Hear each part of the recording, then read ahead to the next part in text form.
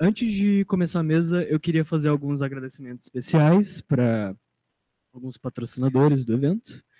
Um agradecimento à Unicamp, Instituto de Artes, AV Makers, Dubbing Company, Restaurante Maneva, Mo Culinária Vegana, McDonald's Barão Geraldo, Cantina do Belo, De La Rua, Marmitas Vegana, Elô Doces e a parceria com a nossa amada empresa Júnior 2 Tons. Bom, então, bora começar. Gostaria de introduzir os convidados. Primeiramente, introduzir o apresentador do canal Ficinema no YouTube e do podcast Sábado Sem Legenda, Diego Coaglia.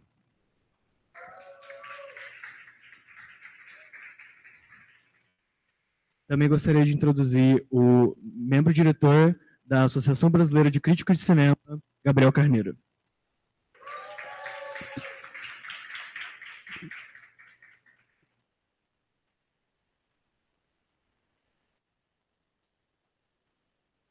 Bom, boa noite. Queria começar essa mesa fazendo uma pergunta para vocês sobre aspiração. Como vocês, que hoje trabalham com crítica de cinema, como vocês perceberam que queriam seguir essa carreira? Como vocês perceberam que queriam trabalhar com crítica de cinema?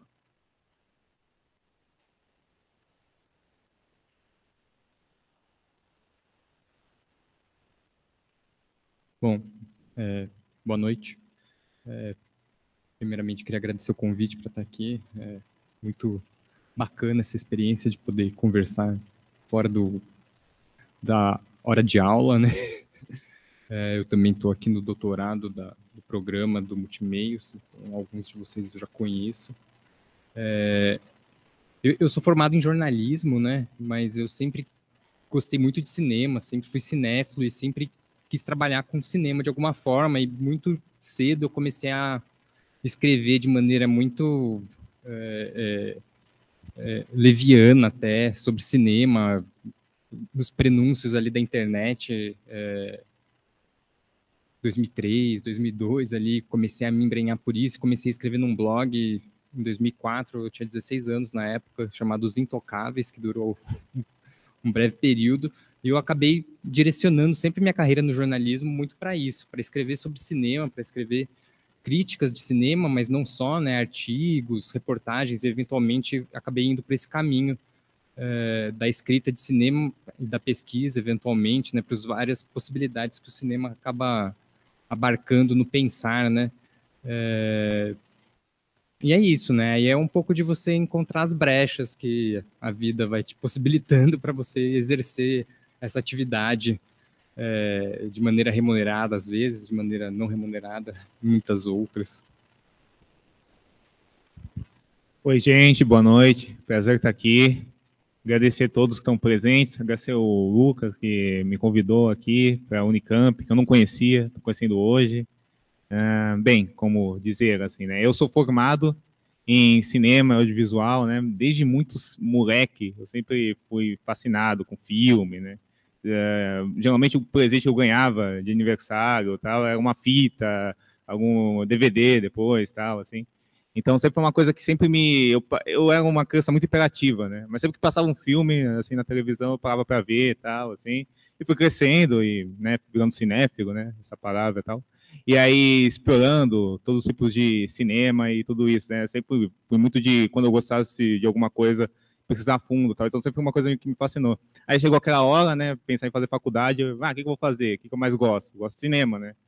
E aí fui fazer cinema audiovisual e sempre que eu vi um filme, eu começava a escrever sobre ele no Facebook, né? Pequenas impressões do filme, assim. No Facebook e tal, assim, coisas que, assim, se você vê hoje, são textos que eu acho bem ruins, assim. Mas é uma coisa que vem muito do coração, sabe? Aquelas primeiras impressões que o filme batia em mim. E uma colega de classe minha falou, você escreve bem, é bacana ler suas impressões do filme, por que você não faz um blog? E aí eu fiz um blog que chama Ficinema, perguntei para um amigo meu, eu sou péssimo com título de coisa, aí perguntei para ele, qual título você acha bom para um blog? Ele falou, você faz cinema, né? Bota Ficinema, né? Aí eu falei, tudo bem, né, vamos nessa, assim, né, inclusive até hoje eu acho péssimo o título, mas como ficou o nome do blog e tal, eu mantenho ele nas minhas coisas, assim, e acabei pegando carinho por ele, digamos assim. E aí eu comecei a divulgar o blog que eu escrevia, sempre fui muito de falar em rede social, postar opinião em Twitter, essas coisas, e acabei entrando num grupo de WhatsApp que falava de cinema. Um dos participantes do grupo, o Fernando Machado, tinha um site chamado Artcines, aí ele me chamou para escrever nesse site. E aí, por desventuras da vida, assim, e tal, eu fui escrever para vários outros sites, aí começando nesse, né? Já escrevi para o Cineprot, do Felipe Leão, assim, outros aí. Mas, e aí, nesse meu tempo, assim, eu fui estudar mais crítica na faculdade mesmo, ler sobre essa parte teórica do cinema, de pesquisa, de analisar os filmes criticamente, sempre me interessou bastante, assim, isso foi uma coisa que eu meio que fui devorando, assim. E aí, eu decidi também criar o meu canal, que eu batizei do mesmo nome que o meu blog, e ele ficou parado muito tempo, né, por essa coisa de, né, falta de vontade e tal, e veio pandemia, mas na pandemia, e aí eu decidi, né, tal, assim, meio que retomar o canal, e fui retomando, fazendo vídeos, acabei me encontrando com amigos, e criando o Sábado Sem Legenda, que é um podcast que a gente faz um recorte de cinema de gênero, que a gente caracteriza como filme de supercine, né, que é tipo esses filmes que passam de sábado à noite na Globo, assim, sabe, muito, assim, voltado nesse thriller erótico, coisas assim, mas coisas que vão mais além disso também. E aí, basicamente, foi isso, sabe? Aí, continuo fazendo conteúdo, né? Assim, como o Gabriel bem disse, né? Remunerado e muitas vezes não remunerado, mas tentando aí me virar na área, né? E é uma coisa que eu gosto muito, assim. Vamos aí discutir esse maravilhoso mundo da crítica, ou não?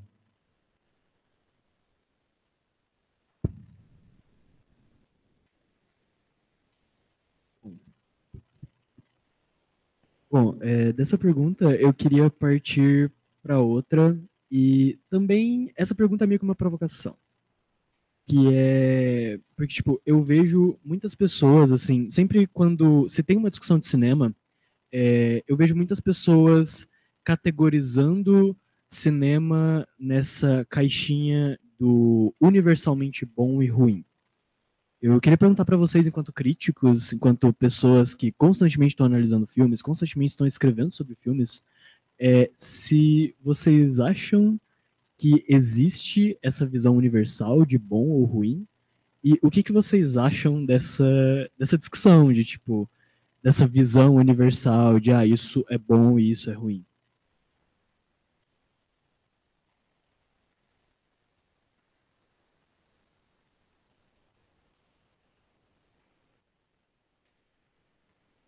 Foi. Então, eu acho o seguinte, né? Eu acho que desde cedo, né, a gente tem várias cartilhas, né, do que é um cinema, vamos dizer, bom, que está muito ligado a uma ideia, sei lá, de bom gosto, do filme ser redondo, assim, e uma ideia do filme ser ruim, né? Eu acho que a gente, quando começa a fazer crítica, assim, a gente vai precisando mais sobre crítica, né? E até nem precisa fazer crítica para isso, quando a gente vai mais se debruçando pelo cinema, a gente vê que essas são categorias, ao meu ver, muito arcaicas, né? Porque, ao meu ver, a crítica nada mais é que você embasar a sua opinião dentro de argumentos que você vai conseguir defender com a linguagem cinematográfica que você vai estudar e transmitir, mais do que dizer se o filme é bom ou ruim, transmitir uma ideia sobre aquela obra, sabe? Assim, sobre uma ideia da sua relação com aquela obra. E aquilo, né? Uma pessoa pode ter uma relação totalmente diferente de outra pessoa sobre aquela obra, e as duas relações vão ser válidas, né? Eu não acredito que tenha algum filme que esteja num patamar que você não possa criticá-lo, assim, e apontar defeitos nele, ou problematizá-lo, e nenhum filme que não esteja num patamar que você não possa também defendê-lo e ver coisas nele que muita gente não vai ver. Eu acho que a história da crítica, né, mostra isso, né? Essa coisa de você defender certos nomes, assim, e defender certas ideias, assim, questionar outras, assim. Por isso eu não acredito que exista essa coisa de um filme automaticamente bom, um filme automaticamente ruim. Eu acho que isso é uma coisa que se tendencia, nem sei se essa palavra existe, mas enfim, se tendencia a falar porque são colocados esses rótulos mesmo, assim, do que é bom e do que é ruim, né? Ao meu ver, o que pesa no filme é a forma que ele usa os elementos para construir qualquer coisa, sabe, assim. Então, por exemplo, um filme que, por ser visto de uma maneira mais grosseira, assim, por não estar enquadrado num certo mau gosto, muita gente vai colocar ele numa categoria do filme ruim, do filme que não presta. Mas será que não está articulando esses elementos em favor de construir uma ideia, de construir uma narrativa, de construir uma experiência, né? Eu acho que isso é muito interessante. Eu acho que não existe o filme automaticamente bom, o filme automaticamente ruim. Existe o filme que a pessoa vai achar ruim, o filme que a pessoa vai achar bom. Eu acho que o que cabe a nós é defender o filme dentro da nossa ideia e nossa experiência do que o filme, né? Eu gosto muito de quando eu escrevo sobre um filme, eu falo sobre o filme e alguém fala, pô, discordo de você, tive uma experiência totalmente diferente de você, mas consegui entender seu ponto e apreciar o que você falou. Porque eu acho que é sobre isso, na verdade. É sobre você... A crítica, ao meu ver, é de discutir, é sobre falar, é sobre você trocar com a pessoa, sabe? Você troca experiências e a sua experiência com aquele filme passa mais ao fundo, sabe? A sua experiência com aquele artista, com os artistas envolvidos na obra, né? E tudo isso, né? Como a obra geral de um diretor ou de qualquer outro envolvido na obra cinematográfica, assim. Bom, eu concordo bastante com o Diego, e assim, só para complementar, eu acho que não existe nada que seja absoluto, no sentido de que não existe nada que seja absolutamente bom ou ruim, não existe nada que seja absoluto de maneira nenhuma, né? Tudo está dentro de um limiar ali, né? A percepção de uma obra, né, de um filme, enfim, está em quem olha, né? E é o valor que você atribui a isso. Você atribui valores que podem variar na crítica, né? A gente, como bem o Diego falou, a gente avalia uma série de questões, né, que geralmente vão no escopo formal, né, pensar o cinema como uma forma de arte, né, mas a sua experiência cinematográfica ela pode ser mediada por diferentes questões, e não necessariamente por isso. A crítica ela é um ofício, né, é um gênero de pensamento, surge como um gênero literário, hoje está bastante expandido para diferentes mídias, né. Eu ainda sou de uma geração mais antiga nesse sentido, porque eu basicamente escrevo, né? Eu não sou uma pessoa de gravar vídeos, eu não sou uma pessoa muito ativa nesses novos registros, nessas novas mídias, mas ele parte desse registro de você pensar o cinema a partir de certas questões muito próximas à forma, à linguagem, à estética, a história do cinema, a história do mundo, mas a experiência, como você viu um filme, você como espectador pode bater de 500 mil formas diferentes, e nisso é a beleza do cinema, né? A beleza da arte. E aí como você vai medir o negócio ser bom ou ruim, não tem como você predispor uma espécie de questão absoluta para qualquer forma de apreciação, mesmo porque isso limita em si a própria obra, né? Se você vai na expectativa de que determinado tipo de filme, ou determinado tipo de obra, ou determinado diretor vai ser bom ou ruim, você nem precisa então ver o filme, né? Porque você já existe esse preconceito, né? E a beleza é justamente você poder abrir e se expandir para essas possibilidades que o cinema vai te entregar.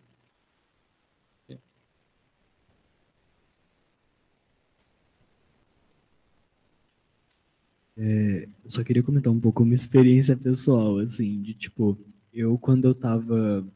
Eu lembro que eu ouvi minha vida toda. Eu ouvi muito que Batman e Robin era um filme péssimo. Eu ouvi isso minha vida toda. E quando eu cheguei de fato pra ver o filme, porque eu lembro que ano passado eu peguei pra ver todos os Batmans, porque saiu o novo. E aí eu fiquei, vou ver Batman e Robin. Vou ver, assim, e é um dos melhores Batmans que tem, assim, pra mim. Então, assim, é muito interessante, eu concordo muito com vocês de, tipo, essa coisa de que não existe essa noção de bom e ruim na crítica, tipo, tem muita gente que, tipo, usa de argumento, por exemplo, um filme é bom ou ruim, usa o Rotten. E, tipo, sempre com essa média do Rotten, sempre que, tipo, o Rotten, ele é um site que ele é uma métrica que mede, tipo, sim e não. Ele não é uma métrica que mede, tipo, média de notas. É uma métrica que mede sim e não. E mesmo se medisse média de notas, assim. Então, é interessante essa discussão, e, tipo, de que nada é absoluto. Não, e mesmo pegar um IMDb ou um Letterboxd, ou enfim, que faz uma média de notas, também não diz nada, porque não necessariamente o filme que está lá avaliado em, sei lá, 10 ou 9, necessariamente vai ser bom para você ou para mim como crítico, ou o filme que ganhou Cannes é bom, o filme que ganhou o Oscar, enfim, isso é absolutamente subjetivo, né? E eu acho que essa é um pouco da graça, né? Senão todo mundo só veria os mesmos filmes, e aí acabou o cinema, né? Não, eu ia falar uma até bacana. Tem uma coisa também que eu acho que nesse negócio de não existe verdade absoluta, eu acho que a gente, como crítico, a gente tenta embasar os nossos argumentos, porque a gente gosta ou não gosta de um filme, dentro disso tudo que o Gabriel falou, que é a linguagem, a estética, a história do cinema, a narrativa, tudo isso e tal. Mas, assim, eu acho também que existem critérios, vamos entre muitas aspas, objetivos, sabe? Por que o filme é filmado desse jeito? Por que o filme é montado desse jeito? Composição de cena, a questão do roteiro do filme, os filmes que seguem uma linha narrativa, né? Quando o filme vai para um lado mais experimental, o que é a ideia do filme e tal. Mas, assim, eu acho que também a nossa função como crítico é conseguir comunicar isso para uma pessoa, também não ser uma coisa, né? Uma cartilha meramente técnica, né? Assim, comunicar isso para as pessoas que nem, assim, podem ter conhecimento desses elementos, mas que vão sentir o peso daquilo quando leem a gente, ou quando vê um vídeo nosso, assim, ou ouvem um podcast, enfim, né, todas essas mídias que a gente tem possibilidade de estar agora, né. Então, acho que tem muito disso que você falou do Batman e Robin, por exemplo, né. Alguém pode ver o Batman e Robin e ver que bobagem e tal, esse filme é um filme bobo, assim, mas aí outra pessoa pode ver, mas será que a forma que ele está construído, esse conteúdo bobo, ele não quer dizer coisas que vão além disso, assim? Ou a forma que ele usa isso vai impactar o filme de outra maneira, né? Por exemplo, você pode falar, o filme está com a imagem desfocada em uma cena, né? Isso é uma coisa automaticamente ruim, ao meu ver. Mas não, às vezes o filme usa essa questão do desfoco como elemento narrativo, como elemento estético dentro do filme, né? Eu acho também que não existe esse peso de você colocar um elemento como, esse elemento é automaticamente bom, esse elemento é automaticamente ruim, que é uma coisa que eu acho que é um problema que a gente vê muito, assim, sabe? Se as pessoas colocam muito cartilha, isso vai ser ruim, isso vai ser bom, quando não existe isso, né?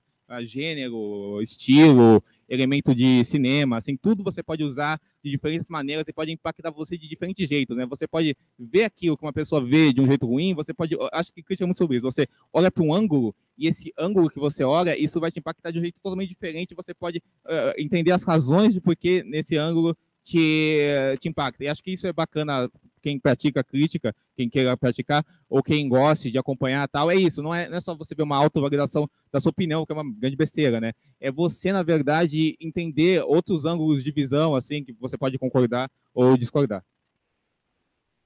Eu vou aproveitar e pegar esse gancho que o Diego deixou e só complementar também. O papel da crítica vai um pouco nisso, né? Não é necessariamente juízo de valor, falar simplesmente que um filme é bom ou ruim, mas ele citou um exemplo de tal cena está desfocado ou não, isso. O papel da crítica não é falar, isso aí é ruim. O papel da crítica é entender por que aquela cena está desfocada e qual o papel e qual a relevância disso para um filme. A análise fílmica parte um pouco disso, né? De você tentar entender os elementos dispostos, né? Como o filme foi pensado esteticamente e, a partir disso, tentar extrair uma leitura.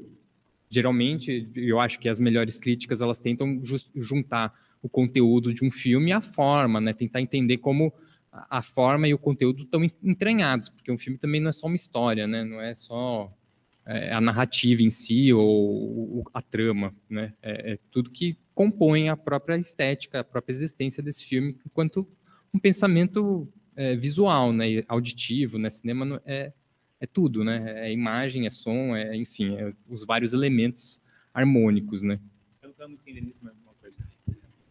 Tem uma parada assim que também não é, eu acho que também não deve se olhar no filme, tipo, essa coisa que você falou, olhar para um filme como se todo filme tivesse ser desse jeito, que é uma coisa que me incomoda muito, né? Por exemplo, você vai ver um filme do Richard Linklater também, por exemplo, que tem aquele naturalismo, aqueles diálogos realistas, né? Aquela extensão cotidiana da vida, né? Que é uma coisa que o Romero tem também e tal. Aí você vai ver um filme do Glauber Rocha, que tem aquela coisa de o pessoal todo falar filosofando, gritando, tal, essa parada, né? E você fala, o filme do Glauber é uma merda, porque o pessoal não fala assim na vida real, mas o filme não é sobre a vida real, sabe? O filme é sobre o filme, assim, sabe? Então isso que eu acho bacana, sabe? Você vê o que o cara tá construindo aquilo dentro de uma lógica que é contato, e tem toda uma estética, por que ele está fazendo aquilo, tem toda uma ideia de cinema que ele está construindo aquilo, não é só uma coisa meramente um fetiche estético, que também pode cair muito nisso também, né, mas é isso que tem que, acho que o nosso papel é esse, para diferenciar o que para a gente, né, sei lá, é só um mero fetiche, ou tá dentro de uma ideia de um cinema, né, você vê, sei lá, na época, isso tem vários casos, né, na época que o filme é mal recebido, né? E depois você olha para o filme e vê que tem coisas mais interessantes. É um exemplo que é bem batido, aí todo mundo fala, assim, o Speed Racer, né? Que na época que ele saiu, o pessoal falou mal dele e tal, não sei o quê, falou que o CGI do filme é artificial, é um filme muito facsesco, tudo isso, mas será que não está construindo esse artifício justamente para a gente entrar naquela linguagem cartunesca, assim, sabe, assim, naquele mundo que é uma extensão de cores e de sentimentos, assim, que são muito extremados, assim, acho que também tem muito sobre o controle que o filme tem do seu próprio tom e da sua própria estética. Eu vou deixar você perguntar, porque você não, pode falar. Não, é isso, né? O cinema. Eu entendo plenamente o que você está falando, no sentido de que se construiu uma ideia de que o cinema tem que ser realista e naturalista, né? Isso aí eu acho que já foi muito tempo superado, né? Eu espero que para todo mundo aqui, inclusive, porque eu imagino que aqui todo mundo estude, esteja no curso de dialogia e estude cinema, já tenha perdido essa preconcepção de que cinema tem que ser realista, naturalista, enfim, você está aberto para muitos artifícios, para muitas possibilidades e para muitos registros, né?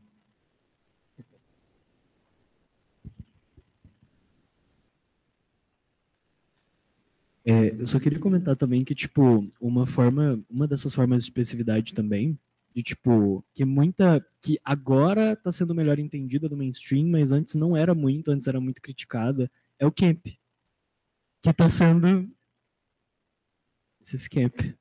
Que está sendo meio que ressignificado. Tipo, muitas pessoas estão olhando para obras que antes eram consideradas ruins, artificiais, e olhando por essa lente de tipo, não, isso é uma sensibilidade diferente. Não é uma sensibilidade realista, não é uma sensibilidade, é a sensibilidade do artificial. E é interessante como isso meio que está sendo ressignificado. Um exemplo disso é o sucesso de Barbie no marketing. Que, tipo, Barbie é um filme muito, tipo, muito artificial, tanto que é um filme que, tipo, todo o marketing meio que utiliza muito dessa artificialidade dele.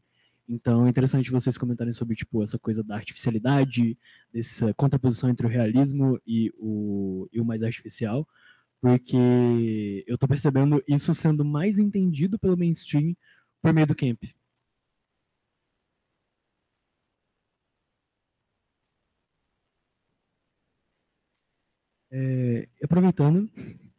Aproveitando que vocês já introduziram sobre a questão da mediação, sobre esse contato do crítico com o público, eu queria perguntar para vocês, primeiro eu vou falar sobre, tipo, essa coisa de que o crítico, ele tem esse olhar mais apurado, tipo, ele é uma pessoa que já tem uma análise mais aprofundada de filmes, e o crítico tem leitores. E esses leitores costumam ser ou mais leigos ou tipo, tem um certo grau de olhar mais analítico e tal. E eu queria, tipo, assim, na minha visão, eu vejo muita crítica como uma mediação. Tipo, você tem uma obra, você tem o crítico que analisa essa obra, você tem o público da obra e você tem os leitores do crítico que potencialmente podem ser público dessa obra. E eu queria perguntar para vocês como vocês enxergam o papel do crítico nessa mediação entre pessoas que são mais leigas no assunto, pessoas que não têm tanto esse letramento audiovisual e tipo e a obra em si, como vocês acham que é o papel do crítico lidando com essa mediação? Bom, eu acho que a primeira questão é para onde você está escrevendo ou para onde você está produzindo o seu texto, o seu vídeo, enfim. Para entender o veículo, porque a partir desse momento você entende minimamente seu público, né?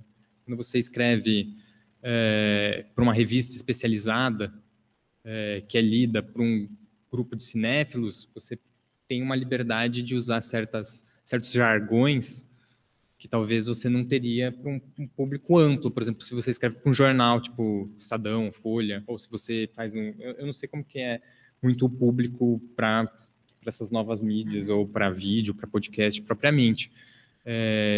Mas os lugares para onde eu escrevo sempre tiveram uma questão muito delimitada de quem meio que lia, né?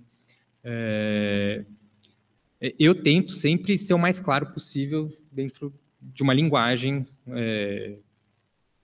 jornalística, né? Que é de onde eu venho, eu não sou uma pessoa que vem, por exemplo, da teoria ou do cinema, né? Sou um jornalista, sou formado a escrever de uma maneira como se escrevem os jornalistas, que são para você tentar fazer de um fácil acesso, que todo mundo possa entender. Lógico, existem certos jargões que às vezes é meio difícil de você fugir. Eu também não acho que você tem que entregar tudo de mão beijada para o público, né? Para o leitor. Que a leitura é uma troca. Se você não conhece alguma coisa, você pesquisa, né? Hoje, com a internet, é muito mais fácil. Você está lendo lá na internet, lá no seu celular, você clica a palavra, você já abre uma janela do lado, né?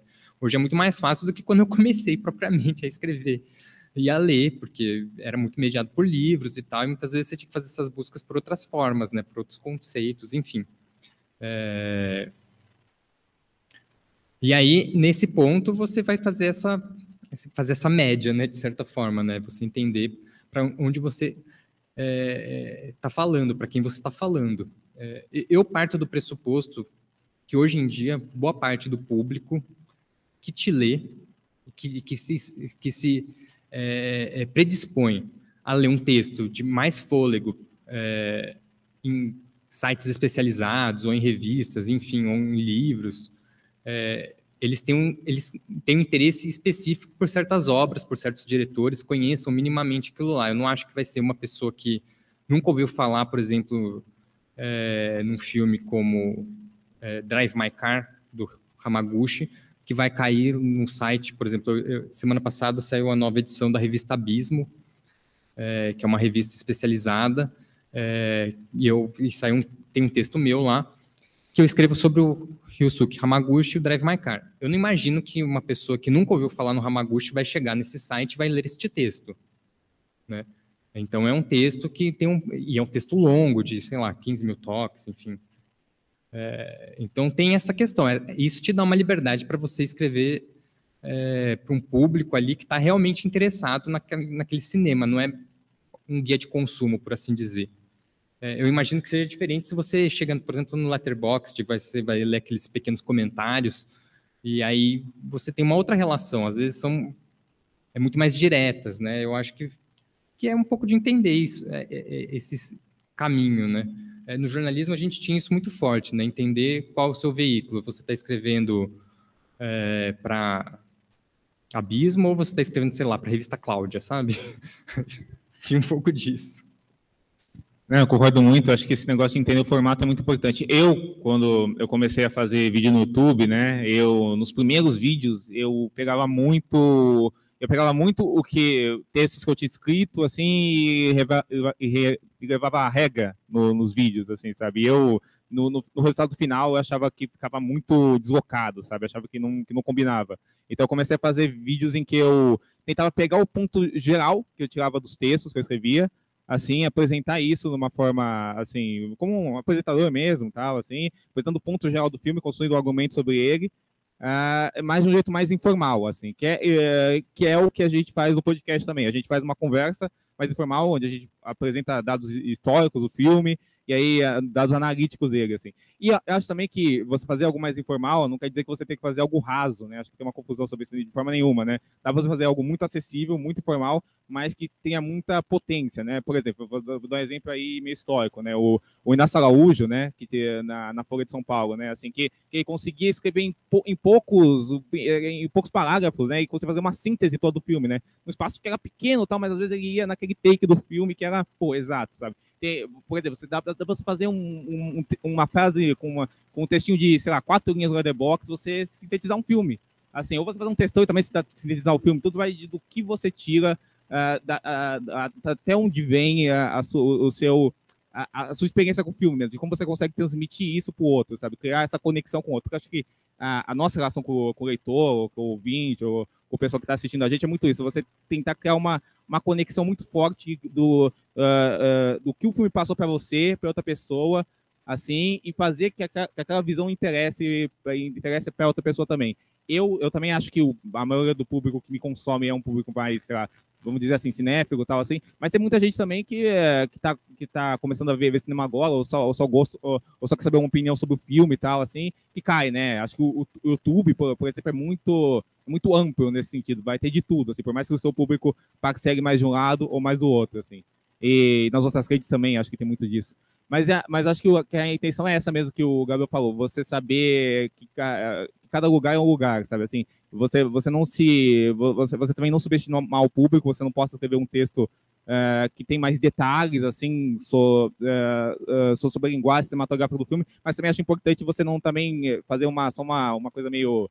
eu ia falar a palavra punheta, mas não sei se é bom, assim, uma coisa meio uma punheta técnica, sabe, sobre o filme, sabe, assim, sabe, que é só pra mostrar que você entende daquilo cinematograficamente, sabe, você não chega em lugar nenhum, acho que isso é um perigo da crítica também, eu acho que é importante você embasar a sua opinião dentro da linguagem, você sempre estudar a linguagem para chegar nos seus pontos de vistas, assim, e falar isso, e unir a forma e o conteúdo, assim, entender que cada filme é um filme, não fazer juízo de valor em cima do que esse filme está fazendo, assim, de como ele está fazendo, né? Saber que todo filme pode ser bom ou ruim dentro do que ele está fazendo, mas também não excluir o público, mas também não colocar tudo de bandeja para ele, sabe? Não ser só um comentarista de filme, assim, sabe?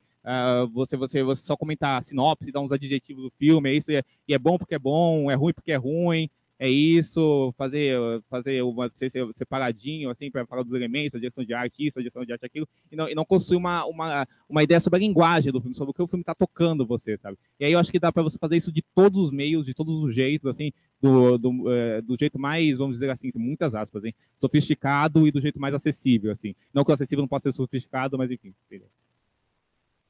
Só para fechar esse ponto, o saudoso cineasta Carlão Reichenbach, ele falava que a boa crítica é a crítica que faz você querer ver o filme depois, independente de você estar falando bem ou mal, é a crítica que faz faz o público se conectar com o filme de alguma forma e faz ele querer ver o filme ou ele querer rever o filme e entender o filme a partir desse prisma que você está colocando. Eu acho que isso resume um pouco dessa relação, pelo menos para mim.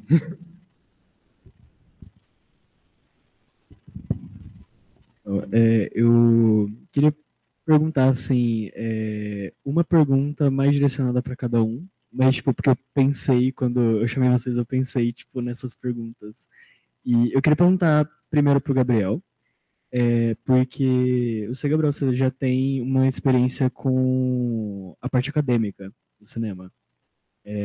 Você já é doutorando de multimeios, e eu queria te perguntar sobre a questão dessa, tipo, se existe essa diferença entre esse olhar crítico e esse olhar acadêmico, o olhar do crítico de cinema e o olhar do acadêmico que estuda a forma cinematográfica. Eu talvez nem seja a melhor pessoa para responder isso, porque eu acho que eu sou um acadêmico meio furado, assim, nesse sentido. Eu acho que eu estou mais para o crítico, tá na academia, do que propriamente um acadêmico, uma pessoa que faz análise fílmica, como vocês têm de professor Pedro Maciel, que é uma pessoa muito mais voltado para a academia do que para a crítica de imprensa, né? Eu venho mais dessa linhagem da crítica de imprensa. Eu acho que tem algumas diferenças fundamentais, que é na análise fílmica você é muito embasado pela teoria. Você olha para o filme a partir de particularidades muito específicas, né? E vai olhar o filme a partir à luz da teoria da história do cinema, o que os textos te trazem, né? A crítica de cinema ela se permite ser um pouco mais solta, mesmo porque ela tem muito menos espaço do que um texto acadêmico, né? Um artigo acadêmico você escreve tem 15 páginas, né? Às vezes você faz análise de um filme, uma tese de doutorado, uma dissertação de mestrado só sobre um filme, em termos de análise fílmica de um filme só, né? A crítica você nunca vai ter esse espaço, né? Hoje com a internet, de certa forma, você acaba podendo escrever de qualquer tamanho, mas a imprensa tradicional, né, o papel, ele tem uma limitação muito grande, foi diminuindo ao longo do tempo, né? Então, hoje em dia, se você tem, sei lá, 3.000 toques para escrever, 4.000 toques para escrever num jornal, é muita coisa. E você tem que sintetizar todas as suas impressões dentro disso. Então, você abre mão de uma série de questões que vinculam o pensamento crítico na academia para uma questão ali mais pontual, que é como você pensar a estética a partir do seu próprio conhecimento, da sua própria trajetória, do que você foi construindo ao longo dos tempos, né? Inclusive a partir do próprio cineasta, a partir da própria história, você vai modelando a partir disso, né? A academia tem uma ideia de rigor científico. e a crítica de cinema não, né? Então, até existe não é propriamente um embate, mas existe uma questão ali que a academia tem uma certa dificuldade de aceitar a crítica de cinema como um pensamento sério, inclusive. Eu dentro da academia, vejo isso muito. É uma questão, porque não tem esse rigor científico que é tido como o ideal para você analisar um filme. Mas, de certa forma, você também perde a leveza do texto que você escreve muito mais rapidamente, mas também que você tem uma coisa muito mais impressionista e que é muito mais acessível, me parece, ao público, né? Porque para você, como público, nem como um público especializado, mas como um público, você lê um texto de, sei lá, 20, 30 páginas sobre um filme exige de você uma dedicação que não necessariamente as pessoas estão dispostas, né?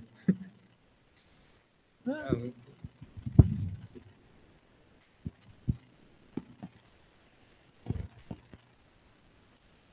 microfone está dando uns delays. Outra pergunta é mais direcionada para o Diego, mas vocês podem comentar também. É muito sobre esse caráter do que, tipo, a mídia, tradicionalmente, isso você já estava introduzindo, mas isso, a mídia é tradicionalmente uma mídia escrita.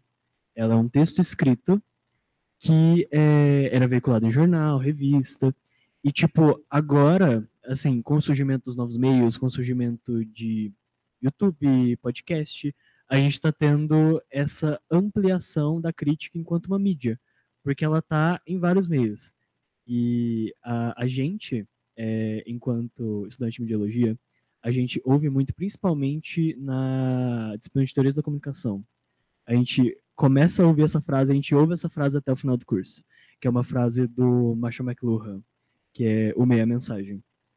E eu queria perguntar, não só para o Diego, mas para o Gabriel também, como que vocês enxergam a crítica nessa pluralidade de meios, enquanto uma mídia que está em diversos meios e que, portanto, passa por diversas mensagens e maneiras de passar mensagens diferentes. Tipo, qual mudança vocês percebem da crítica no jornal, a crítica nesse meio tradicional que é do jornalismo, para a crítica nesses novos meios, YouTube, podcast?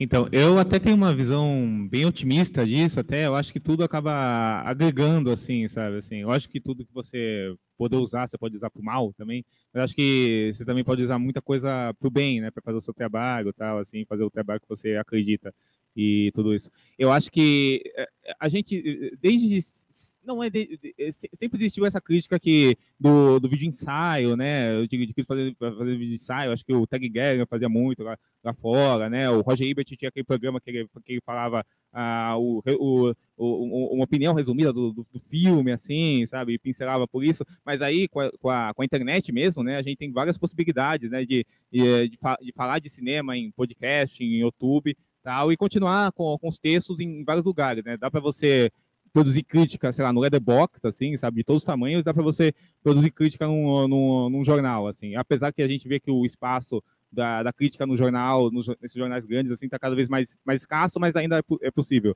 assim, sabe? E tem diversos sites, publicações em geral, né? Eu acho que o texto nunca vai morrer, o texto sempre vai permanecer, porque sempre vai existir o desejo das pessoas de... Porque o texto sempre vai dar uma profundidade, que eu acho que uma profundidade específica, que o vídeo e o áudio, assim, não vão chegar lá, e acho que nem a intenção dele chegar lá. Acho que a profundidade que dá para chegar num vídeo ou num áudio sobre um filme é diferente do que um texto providencia, porque o texto, por mais que ele tenha limites, sabe, de laudas, de palavras, de tudo isso, assim, a palavra escrita, o pensamento crítico de você da construção de um texto, que eu acho que é uma parte que me interessa muito na crítica, né, de como você constrói essas ideias em texto, assim, se perpassa muito nesse tipo de especificidade, assim. Eu acho que o vídeo e o áudio vão para uma coisa muito mais direta, assim. Eu acho que é nosso papel, falando por mim, usar o vídeo e o áudio de uma forma que te agregue de uma forma mais direta, mas sem cair num caminho raso, sabe assim, né? Sem que aquilo fique totalmente diluído. Eu vejo muitos vídeos que eu faço assim, o podcast como, assim, como uma pincelada de ideias gerais sobre o filme, que eu tento apresentar meus pontos gerais, assim, e eu sempre tento deixar um texto, assim, dependendo de qual for o tamanho, em algum lugar publicado, assim, onde eu possa apresentar todas as ideias que eu tenho, porque tem muito isso, né? A gente vê um filme, a gente acha que a gente sabe todas as ideias sobre o filme, e isso é bom, uma conversa, um podcast ou num vídeo também, que aí, conversando, assim, você vai pensar em outras coisas que vão estar além do seu texto, sabe?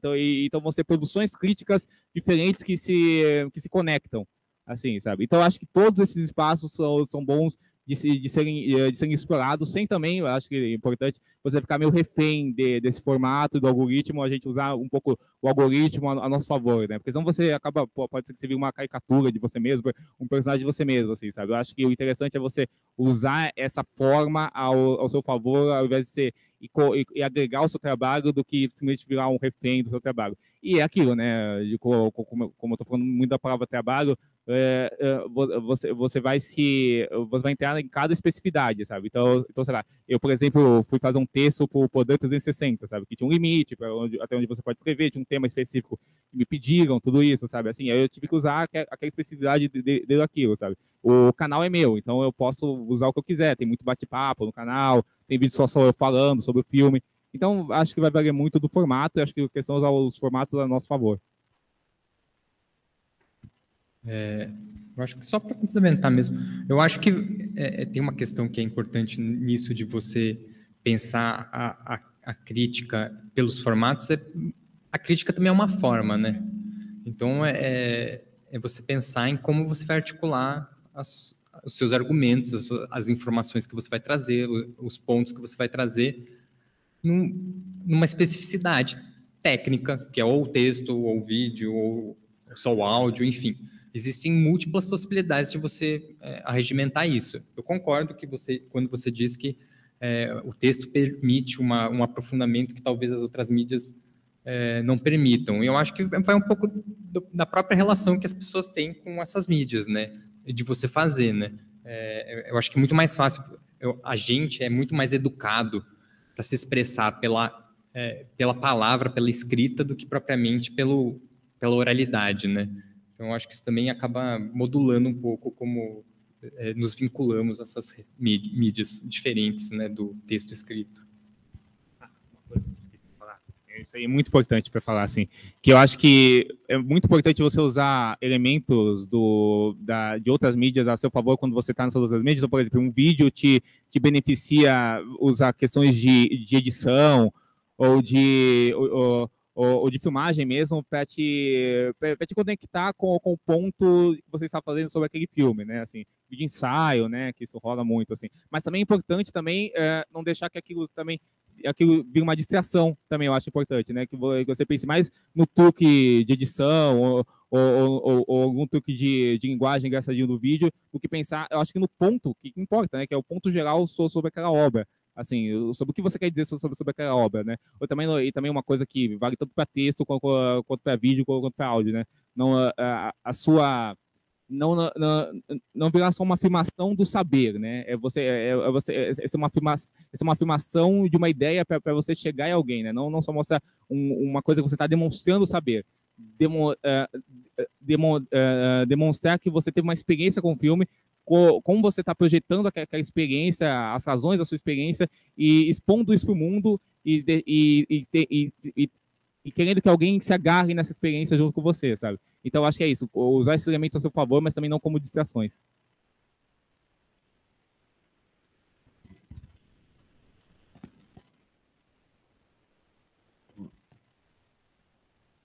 Eu queria passar para a última pergunta, que é uma pergunta que ela é mais ampla.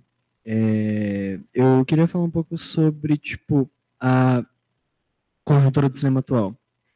Que no cinema, atualmente, a gente está enfrentando uma crise que, assim, muitos comparam com a crise do cinema mudo, que é, tipo, a gente teve uma pandemia, um isolamento social que durou 2 anos, mais ou menos, mais até. A gente teve a ascensão do streaming muito nessa última década e nessa década. A gente teve também, tipo, e com a sessão do streaming e com todas as decorrências do Covid, da pandemia, a gente acabou tendo uma diminuição drástica de presença na sala de cinema. E a gente está enfrentando crises muito pontuais no cinema, não só essa, mas a greve dos roteiristas em Hollywood. A gente está enfrentando, tipo, que existe essa ameaça de que, tipo, roteiristas são muito mal pagos e eles estão para ser substituídos por inteligência artificial. E também, tipo, essa coisa de que, tipo, a sala de cinema agora, o que mais lota a sala de cinema, geralmente é filme-evento. MCU, Avatar e outros filmes que são considerados esses filmes-evento. E a gente está, tipo, até para trazer uma realidade do Brasil, e a gente está no momento em que a gente saiu de um governo que sucateou muito o cinema nacional, suprimiu ao máximo os incentivos, e a gente está saindo desse governo e está indo para um governo que está sendo meio que uma aurora, de tipo, estamos recebendo mais incentivos, estamos recebendo mais... o cinema está voltando a ser pensado enquanto política pública. Tudo isso para fazer a pergunta para vocês se vocês acham que é papel do crítico não só comentar sobre as obras, tipo falar, escrever publicamente sobre obras, falar sobre obras, mas também falar com o próprio público, já assumindo que a crítica assume esse lugar de mediação. Falar com o próprio público sobre essas coisas e até conscientizar sobre algumas coisas que são muito... com informações muito pela metade, assim, pela mídia.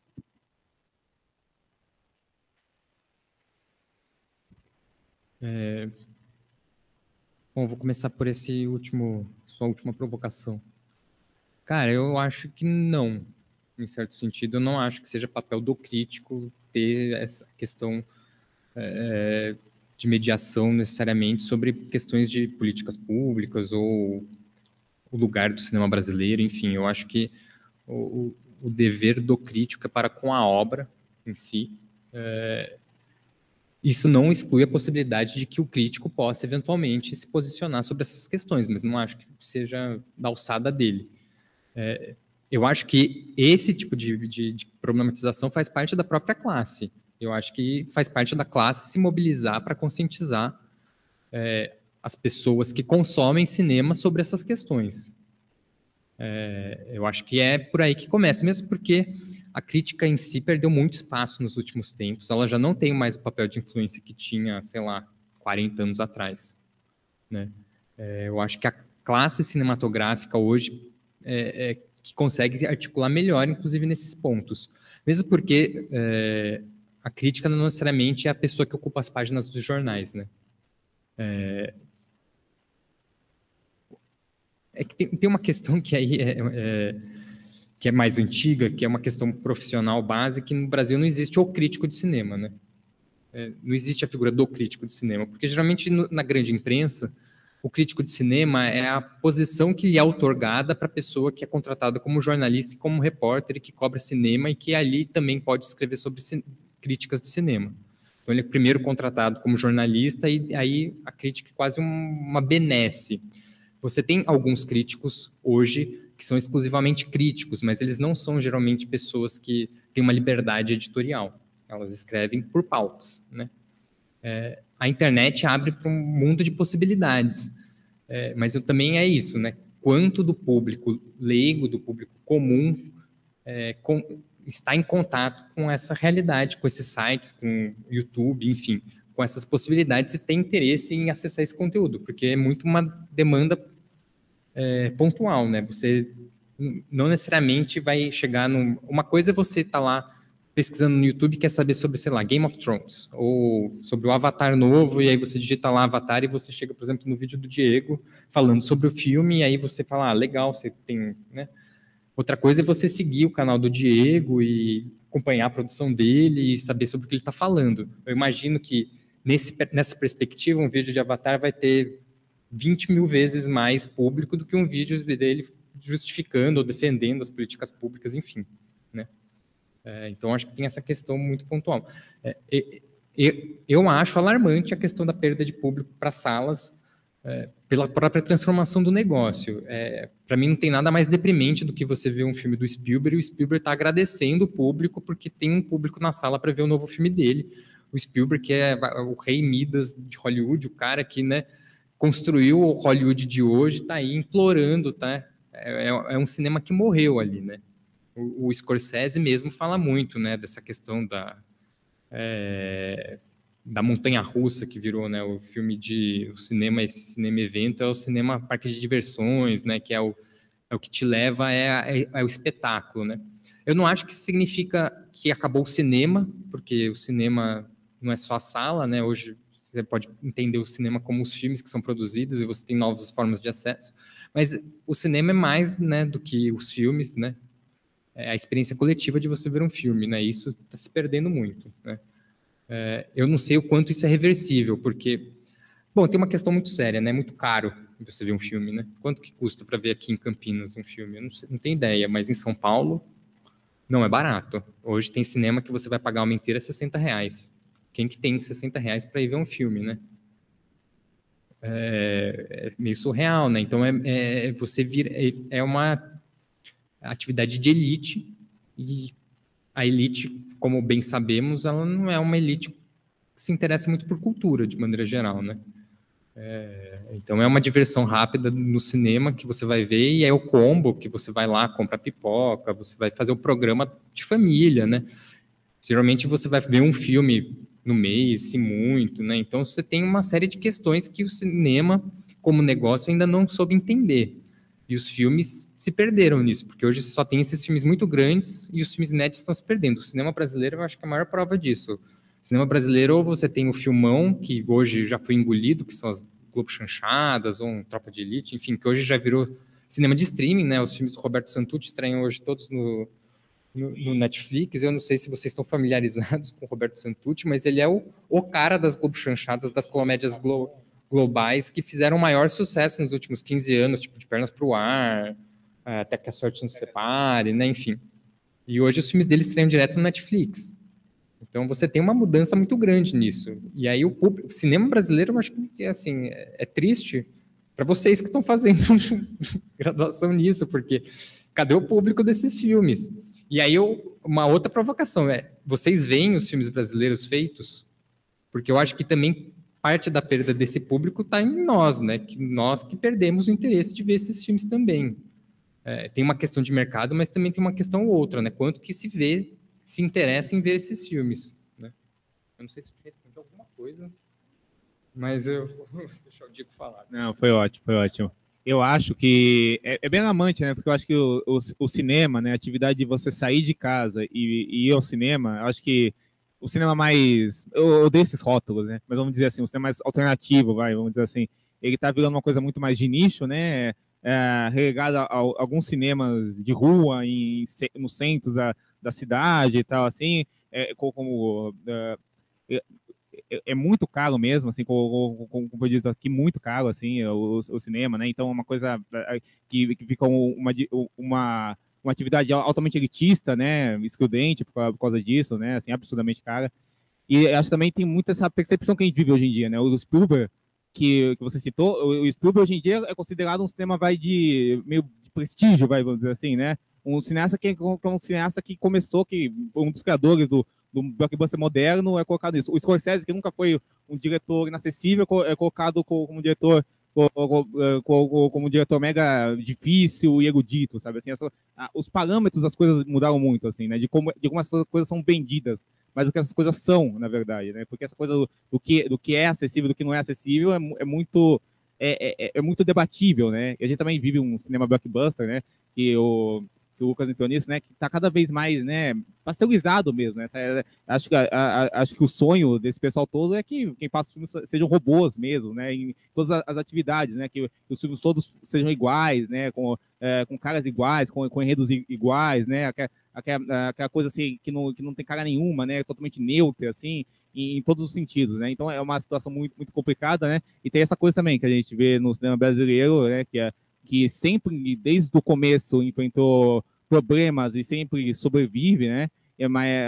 Mas sempre é tolhido, né? E tem que ralar, e tem um momento de altos e baixos dentro de tudo isso, né? A gente vê essa coisa do cinemão, né, brasileiro, que nem ele está conseguindo encontrar espaço hoje em dia na sala de cinema, e a gente tem um outro cinema brasileiro, que é um cinema mais autoral, né, explicitamente autoral, mais alternativo, né, que fica restrito também a esses espaços, né.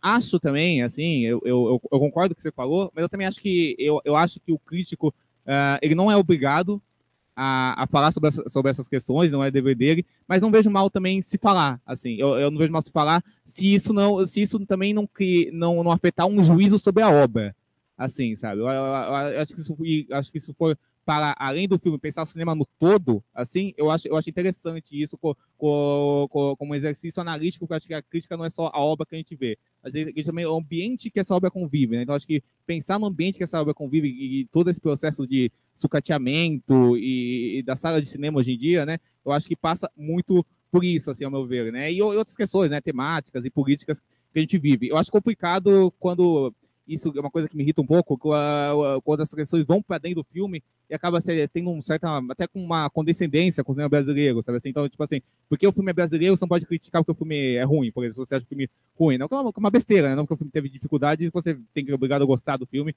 ou passar a mão na cabeça do filme, porque acho que isso também é uma coisa meio que, vai lá sentar na mesa das crianças, sabe assim? A gente vai poupar você, a gente vai passar a cabeça em você, e isso aí tal, isso não estimula o crescimento. Eu acho que a gente tem tantas grandes obras, né, no cinema brasileiro, né, que a gente vê todos os anos, que a gente quer que sejam reconhecidas, a gente fala delas para serem reconhecidas, que a gente tem que tratar de forma igual as obras que a gente não gosta, né, porque todo cinema vai ter filmes bons e filmes ruins, né, vai ter o filme excelente do blockbuster, mais blockbuster do mundo, e vai ter o filme horrível do cinema mais alternativo do mundo, sabe, assim, acho que isso também tem esse juízo do mundo ao nosso redor, não pode ser o juízo primordial quando a gente avalia a obra, mas eu acho também importante a gente pensar a gente não ser alienado também e excluir, né, todo o cenário que a gente está também. Só completando o que você acabou de falar, eu acho que é um pouco por aí. Eu acho que a crítica, o crítico, né, eu acho que a principal premissa, o principal princípio de um profissional em geral, mas do crítico é um princípio de ética, né? É um princípio de ética com o próprio cinema e com a sua própria impressão. Eu acho que você não tem que valorizar ou desvalorizar os filmes por certos pressupostos, né? Essa questão ética é uma coisa que eu acho que deveria ser sempre levada muito a sério. Não é porque você... E eu acho que isso também, eu acho que é até uma lição para quem faz filmes. Eu faço filmes também, e eu falo um pouco desse duplo lugar. A crítica não é pessoal, né? Quando você fala mal de um filme ou fala bem de um filme, você não está falando isso para você atingir... Pelo menos eu espero que os bons profissionais façam isso, né? Você não está falando isso para atingir a pessoa que fez o filme, né? Você fala porque... às vezes, inclusive, porque alguém precisa falar certas questões, levantar certos pontos, porque é isso, a crítica, boa crítica, não necessariamente é a crítica que vai falar é bom ou ruim. Vai tentar transpor um ponto de vista a partir do que o filme traz, né? E essa questão ética é um pouco disso, não é porque você é amigo de um cineasta que você é obrigado a falar bem do filme dele, né? Ou vice-versa, né? Não é porque você tem... inimizades ou você tem certos descontentamentos com certas figuras que você é obrigado a falar mal dos filmes deles, né?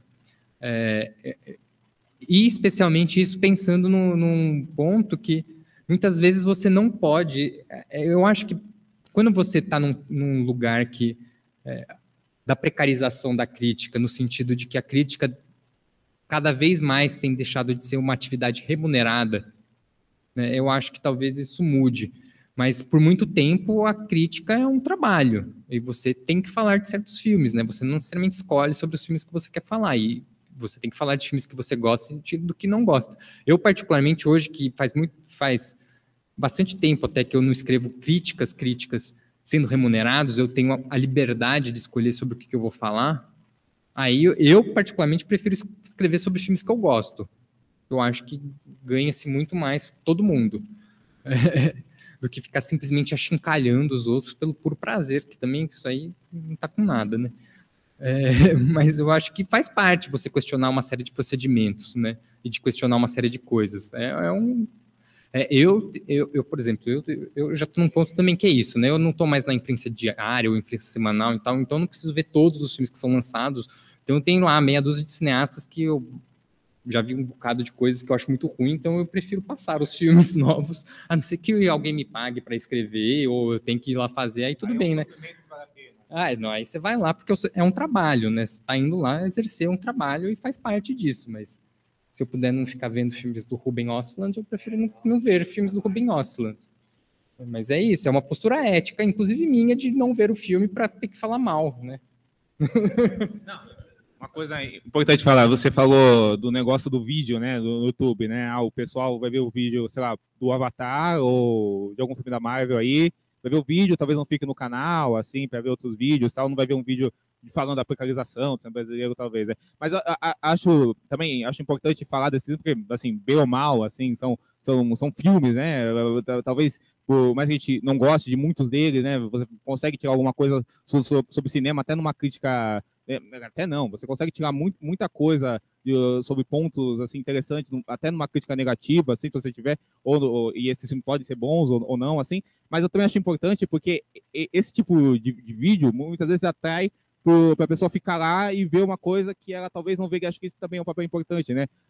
Não que a gente vá, não que a nossa função seja levar o público para os filmes, mas tentar meios que esse público tenha contato com outro tipo de linguagem ou com outro tipo de cinema, assim, puxando ele por outros meios, assim, sabe, assim. E aí apresentando um leque de possibilidades para ele, assim, que você chega e sei lá, no meio do vídeo da Marvel, tem um vídeo lá sobre Bressani, que vai ser muito menos isso. Mas aí o cara conhece Bressani aí lá, assim, e fica maravilhado com o Bressani, um negócio do mundo, né? Então, quem não ficaria? E aí tal, assim, sabe? Assim, a pessoa se acostuma com outras linguagens, assim, né? E acho que todo filme é possível de apresentar visões interessantes sobre aquilo. E o que você falou tem muito disso, né, também, porque a gente, como que escreve crítica, acaba tendo algumas regalias, né? Tem as cabines de imprensa, né? Que você consegue ir para ver o filme antes e tal, assim.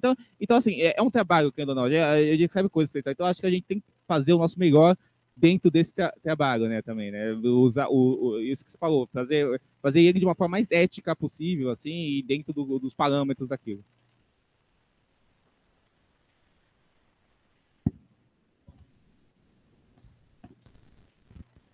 Eu só queria comentar algo que o Diego falou sobre referências, porque foi lendo críticas e vendo outras referências de, tipo, lendo crítica de algum filme e tipo, a crítica falava, porque esse filme tem muito da filmagem e fotografia de tal filme de tal diretor.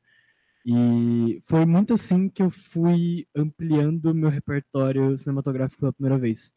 Tipo, foi muito assim, seguindo essas referências. Então é muito interessante como você falou que a crítica, ela meio que traz essa porta de, tipo, talvez para um cinema acessível, tipo, um cinema mais acessível, tipo um Guardiões da Galáxia, não sei, um Avatar, um Top Gun Maverick, que é tipo, esses filmes evento que tipo, as pessoas se deslocam para ver na sala de cinema, de tipo, pegar esses filmes, analisar, trazer referências de outros filmes que não são tão mais conhecidos e fazer com que as pessoas tipo, meio que tenham essa curiosidade de buscar mais sobre esses filmes. E foi assim que eu comecei a ampliar meu repertório cinematográfico. E bom, indo para a finalização da parte das perguntas e passando para as perguntas do público, eu queria fazer uma pergunta para vocês, que vocês têm alguma dica para quem está começando a escrever sobre cinema, escrever crítica e que quer seguir carreira?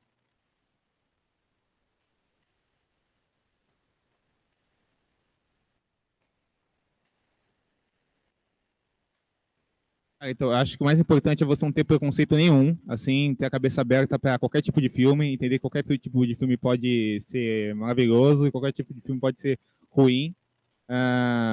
Estudar bastante, né, sobre linguagem cinematográfica, ler os críticos que te interessam, assim, ler a história da crítica, a história do cinema, criar uma bagagem rica, ver de tudo, ver de todo tipo de filme. Vamos ver o que mais. Acho que é isso, né? Assim, mandar ver, assim, tentar acessar os vários espaços que você vai ser visto, assim, não ter é uma área difícil, então não tenha pressa, assim, das coisas, vai fazendo outras coisas pelo caminho, assim, e deixa o seu trabalho falar por si mesmo, que vai rolar. E é isso, acho que o mais importante é isso, sabe? Ter a cabeça muito aberta e também expor a sua paixão no texto, eu acho, assim, sabe? Assim, expor a sua paixão no texto sem ser só o achismo pelo achismo, sabe? Assim, tentar argumentar o que você acha, mas não virar um robô, sabe? Assim, não se tornar um robô que só olha um formato, mas ver o todo daquela obra.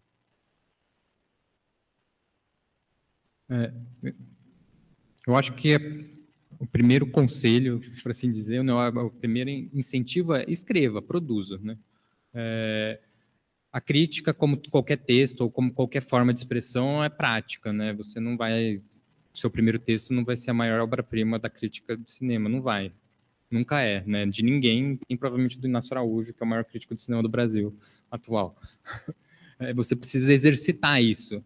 E é nesse processo de exercitação que você vai descobrir a sua forma de escrever. Eu escrevo há muito tempo, né? Faz uns 20 anos, pelo menos, aí que eu escrevo críticas. E, assim, meus primeiros textos são pavorosos, gente. Hoje eu gosto mais dos meus textos, mas talvez daqui a 20 anos eu também os ache pavorosos, né? Então, é um processo, né? E o Diego apontou bem, eu acho que alguns dos principais pontos para você exercer a crítica, que é você ter repertório, né? A crítica é isso, né? Você tem que conhecer a história do cinema, você tem que conhecer minimamente sobre estética e linguagem, e aí é a questão de como você põe isso em prática na leitura de um filme. Ler crítica é importante também por conta disso. Independente de você ser ou não, ou querer ou não ser crítico, né? A crítica te ajuda a ler os filmes, te ajuda a entender os filmes, independente de você concordar ou não, né? Você não precisa concordar com o crítico, mas a crítica te propõe uma experiência de olhar. E é importante você entender como outras pessoas olham os filmes. Inclusive, se você vai fazer filmes, é importante entender que as pessoas olham para os seus filmes de maneiras diferentes do que você olha para o seu próprio filme, né? E isso faz parte desse exercício de perspectiva, né? E aí é um ponto importante, assim, eu acho que e é uma questão real, né, da função, né? Pensando em termos de trabalho, né? Para além do aspecto talvez mais bonito do exercício crítico, né? Mais que é uma questão geralmente da paixão pelo cinema que surge, né? Tem uma questão prática que dificilmente vocês vão viver de crítica de cinema, né? A crítica quase virou um exercício de resistência nos dias atuais. É um trabalho diletante, né? Você faz porque você gosta, né? Você não faz necessariamente porque vai te dar dinheiro. A não ser que você seja o crítico principal do Estadão, você provavelmente não vai ser bem remunerado sendo crítico. Você pode até ganhar dinheiro com crítica, mas você não vai ganhar dinheiro só sendo crítico. E nisso eu acho que é muito próximo de quem faz cinema, né? Especialmente quem está na parte mais criativa. Dificilmente você, nas cabeças, né? Dificilmente você vai ganhar a vida só sendo diretor de cinema, né? Ou só roteirista talvez, mas só diretor de cinema você provavelmente não vai ganhar a vida. Você vai ter que dirigir outras coisas, vai ter que fazer publicidade, televisão, enfim, ou vai ter que trabalhar com outras coisas. O crítico de cinema também trabalha com muitas coisas, né? Às vezes a crítica até serve de trampolim para você exercer outras atividades correlatas, como curadoria, professor de cursos livres, ou o que é mais comum é você ser polivalente, né? Você trabalha com muitas coisas que te permitem exercer esse olhar crítico mais profundamente, de diferentes maneiras, né? Hoje em dia, cursos livres e a curadoria, eu acho que talvez esteja mais próximo de atividades remuneradas da crítica, ou se você é jornalista mesmo, trabalha com reportagem, enfim. Eu não sei se... satisfatório.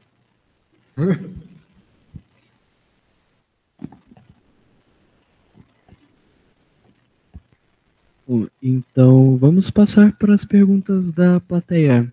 Alguém tem alguma pergunta?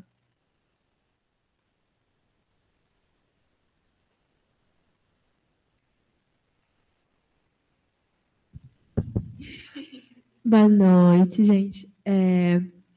Não vou me afastar muito do tema, mas sequestrando vocês para um tema que eu estou pesquisando sobre filmes interativos. Eu queria perguntar para vocês, na opinião de dois críticos, se é um gênero que dá para considerar cinema, videogame ou um híbrido entre os dois, e também como vocês trabalhariam ou trabalharam com filmes do gênero, se pensando que cada leitor que está chegando ali foi apresentado para uma trama diferente dos outros que vieram antes e tem muitos finais possíveis, muitas direções que o filme pode tomar. Como vocês escreveriam sobre?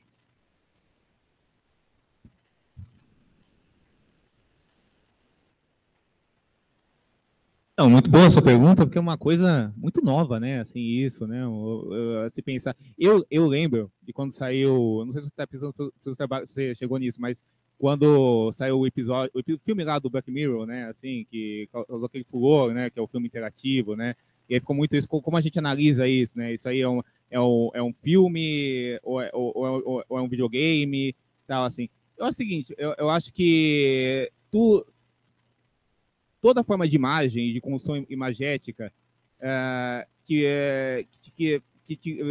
você construir, você conseguir construir um ponto todo com aquela imagem e aquilo adicionar ao cinema é válida assim e transporta para a experiência. Mas eu acho que muitas vezes, eu acho que nesse papel, eu acho que o crítico tem que pensar se aquilo é só um truque assim, que tá sendo usado dentro da construção daquele filme, ou se aquilo realmente adiciona para aquela experiência, sabe? Eu acho que, no caso do Black Mirror, assim, que é o exemplo que fica na minha cabeça, eu achei interessante a ideia para ver as possibilidades de como aquilo ia ser usado, mas eu acho que passa muito disso quando acaba o filme, né? Você fica muito com a sensação que aquilo só foi só foi um mero passatempo de jogo mesmo, assim, sabe? Assim, de você fazer uma escolha, você brinca com a vida de alguma pessoa, sabe? Que aquilo todo não se construiu ao redor de algo, ao meu ver, sabe? Então, acho que quando a gente vai julgar um filme que usa um tipo de recurso desse, acho que a gente tem que pensar assim, como a gente usa qualquer elemento que seja muito... não sei se é a palavra seria inovador, mas algo assim, sabe? Se aqui, o 3D, quando surgiu, por exemplo, assim, esse tipo de ferramenta que é muito visionária, a gente pensar o que isso adiciona ao filme mesmo, assim, sabe? Se aquilo é só um game que, assim, algo vai aparecer, ou se aquilo realmente te impacta nesse sentido, assim. Não sei se respondi da melhor forma, mas basicamente, resumindo, é isso. Concordo com você. Eu acho que é pensar em termos estéticos, né? O quanto que você trabalha isso. O interativo não é nada novo, né? Que nem o 3D também não é nada novo, né? É uma coisa que existe há muito tempo. Na minha infância tinha, por exemplo, Você Decide, que eu imagino que vocês devem lembrar, que era um programa apresentado pelo Tony Ramos e tal, que você podia ligar no final do programa e decidir qual vai ser o final, se fulano vai viver, se fulano vai morrer, enfim. É você pensar a obra em si, né? O conjunto disso. Eu não sei o quanto que o aspecto de você decidir o encaminhamento interfere ou modifica sua apreciação e sua fruição, experiência daquele conjunto, daquela obra em si, enfim. Eu não sei como que olhar que você está levando. Talvez você esteja mais apto, inclusive, para falar disso do que a gente.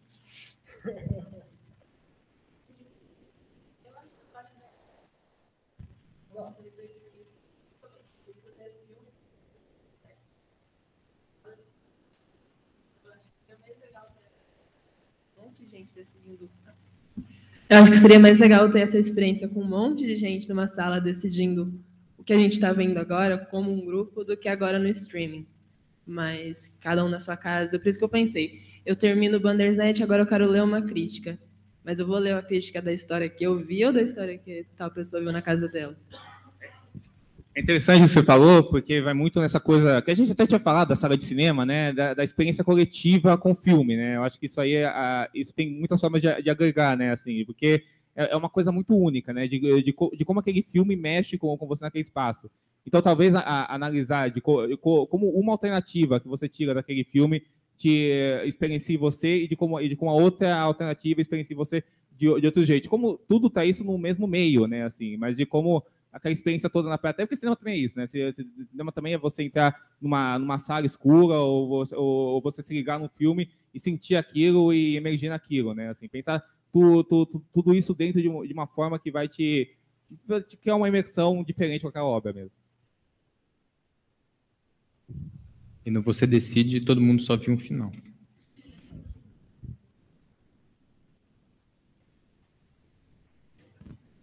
Boa noite. Queria agradecer primeiro pela mesa, valeu.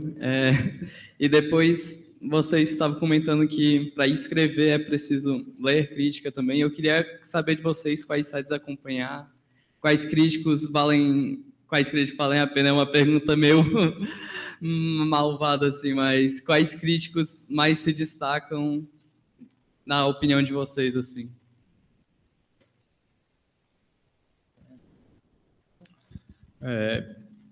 Bom, é muito subjetivo isso, né? A percepção que você tem da crítica. A crítica não necessariamente é você concordar com o crítico, né? Você ser instigado pelo olhar do crítico, né? Eu pauto um pouco do que eu gosto de ler um pouco por isso, como certos críticos argumentam certos pontos e que me trazem coisas novas, inclusive. Eu sou uma pessoa que só leio crítica depois de ver o filme. Eu não leio para saber se eu vou querer ver o filme ou não. Eu decido se eu vou ver um filme por outras questões. E eu me interesso em ler justamente para entender o ponto de vista desse crítico. Muitas vezes ele me traz coisas novas, muitas vezes bate com o que eu penso, às vezes não. E nesse sentido, tem alguns críticos que eu gosto muito em atividade, como o Inácio Araújo, que já foi citado aqui, que para mim é o melhor crítico em atividade do Brasil. Ele escreve na Folha. Hoje em dia, menos, mas ele é um crítico decano já, que já tem mais de 40 anos de carreira. E tem uma geração que é ali do final dos anos 90, começo dos anos 2000, que eu gosto muito, que hoje está meio espalhado por aí, então eu vou citar os nomes, mas já tiveram sites conjuntos, por exemplo, teve um tempo que tinha uma revista chamada Paisá, que era uma revista impressa que eu achava muito boa, e os críticos a ela afiliados eu acho em geral muito bons, como Sérgio Alpendre, o Marcelo Miranda. Marcelo Miranda, inclusive, é presidente da Bracine hoje em dia. E do pessoal mais novo tem críticos muito interessantes, mais novo, assim, da minha geração, assim, estou querendo achar que eu sou novo já nesse negócio. Mas, por exemplo, você tem um crítico hoje que hoje escreve menos, mas é um crítico muito interessante de você ler o que ele já escreveu, como Heitor Augusto, que é um crítico que hoje está mais voltado para curadoria e tal, mas é um crítico que tem um olhar muito interessante sobre as obras, sobre o cinema em geral, o cinema brasileiro. Você tem sites como que podcast, enfim, é multimídia, que é o Feito por Elas, que é muito bacana, que também novas perspectivas. Tem muita gente boa, e eu estou falando assim, de gente contemporânea, né, que está em atividade, de certa forma. Eu não estou falando dos críticos do passado, dos grandes críticos do passado, porque aí talvez... Aí é mais se você quiser interessar por filmes passados também, né? Eu acho que a percepção de época, né? Isso muda muito. Você tem, tipo, Paulo Emílio Salles Gomes no Brasil, sabe? Você tem críticos muito bons, Jean-Claude Bernardet, enfim. Eu acho que... Não, Jean-Claude Bernardet é melhor mais recente, mas... você tem grandes nomes, né? E fora do Brasil também tem um monte de gente, mas aí, se eu for te dar, vai ter 15 mil pessoas e você nunca vai ler nada. Tem muita gente boa por aí. Tem muita gente boa por aí. Eu gosto muito do Felipe Furtado, assim, gosto bastante de Felipe. O Pedro Estraza, que é meu amigo, mas não é porque é meu amigo, não. Assim, ele realmente manda bem, ele, o Pedro. Feito por Elas, que você falou, excelente, assim, o trabalho dela. Tem o Joano Gomes, que é ótimo crítico também. Assim, cara, eu vou passar uma vergonha que eu esqueci o sobrenome dela. A Andrea, que comenta muito sobre o cinema brasileiro, ela tinha um blog que falava muito sobre pornô chanchada, assim. Ela é excelente, excelente, excelente. Eu comecei a conhecer muito de cinema brasileiro por causa dela, assim, porque ela tinha um blog que ela comentava excelente, excelente, excelente. E esse blog, ela tem crítica de vários filmes brasileiros lá, e filmes brasileiros que não são esses chavões aí que a gente sabe, assim, sabe? Então eu conheci vários por causa dela, assim, sabe? E ela tem muito isso de não ter uma visão preconceituosa, assim, desses gêneros que muitas vezes são julgados, assim. Então, Pedro, Felipe, que mais tem? Tem muita gente, né? Vou ficar citando aqui, é fogo. Qual? André Ormonde. O blog chama Estranho Encontro.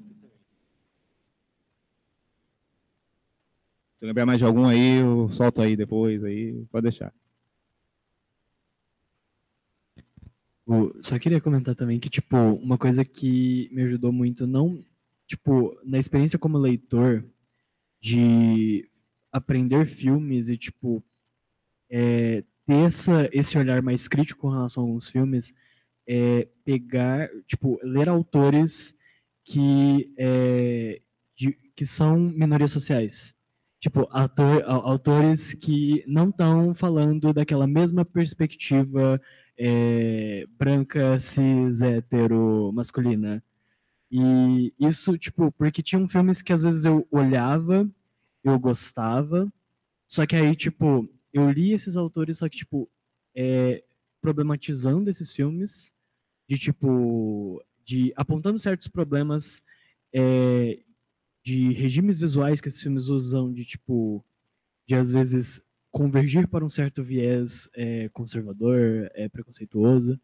E eu lembro que quando eu fui ver o filme, eu já fui ver o filme de uma forma diferente e percebendo as coisas. Tipo, não como uma percepção enviesada, mas, tipo, é bem percebendo, tipo, é quase como se fosse uma espécie de educação visual, de, tipo, você saber olhar para uma imagem e entender que ela tem um significado.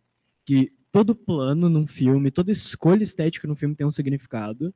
E que existem tipo, diversas maneiras de entender esses significados, mas, tipo, de você sair, tipo, de tentar ao máximo sair da zona de conforto e tentar ler esses textos de pessoas que estão em minorias sociais e, portanto, têm visões muito diferentes e que somam muito na hora de analisar um filme. Eu acho isso vital, porque o Juliano Gomes, por exemplo, que eu citei, é um crítico negro, assim, e ele se volta muito no estudo do cinema negro, obviamente que ele é excelente falando de qualquer tipo de filme para além disso, mas acho vital isso, assim, porque, enfim, a gente sabe aqui, a gente até não comentou isso muito, mas vale sempre comentar, que a crítica de cinema, assim, é dominada, assim, como todos os setores do cinema, né, por aquela coisa, o homem, cis, hétero, branco, assim, então é vital que a gente valorize os amplos horários dentro da crítica, porque tem muita gente boa que sai dessa caixinha, né? Pô, tem uma crítica excelente, que é a Bianca Zasso, que ela fala muito desse tipo de cinema que é colocado de uma forma bem preconceituosa, essa coisa tipo de filme para homens, sabe assim? Ela fala muito de John Ford, por exemplo, essas coisas que num pensamento mais reacionário, preconceituoso, você acha que porque só homem vai comentar um cinema assim, sabe? Assim, e ela analisa esse tipo de cinema dentro do ponto de vista dela. Assim, o Juliano, que eu já falei, tem uma crítica excelente, que é muito amiga minha, Camila Henriques também, sabe? Tem muita gente boa, muita gente boa aí na área para ser achada. Assim.